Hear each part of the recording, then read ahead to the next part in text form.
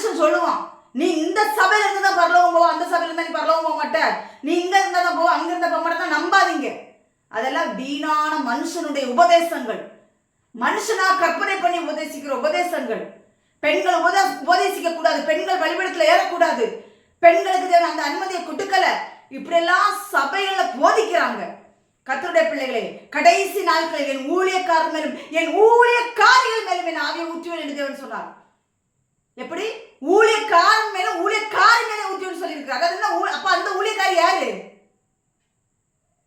பெண்களை மட்டம் தட்டி வைக்கிறது சபைகளிலே, உலகத்தான் செய்யறதுனால சபைகளை செஞ்சுட்டு இருக்கிறாங்க. கர்த்தருடைய பிள்ளைகளே, ரொம்ப கவனமாக, நான் தான் போவேன், நாங்க தான் பரலோகம் போவோம்னு சொல்ற கூட்டத்தை நம்பாதீங்க. ஆண்டவர் சொல்லி இருக்கிறார். இந்த ஆண்டவர் இயேசு கிறிஸ்து இந்த பூமியில வாழ்ந்து ஒரு ஓமே சொன்னார்.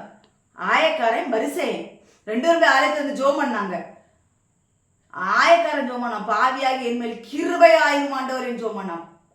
பரிசேயன் எப்படி ஜெபம் பண்ணான்? வாரத்தில் 2 தரம் வாசிக்கிறேன், தசமபாகம் செலுத்துகிறேன், இப்படி பல அவனுடைய மேட்டின்மைகளை எடுத்து சொல்லவும் ஆண்டவர் சொன்னார், நீ அல்ல அவனே நீதிமானாக்கப்பட்டான்.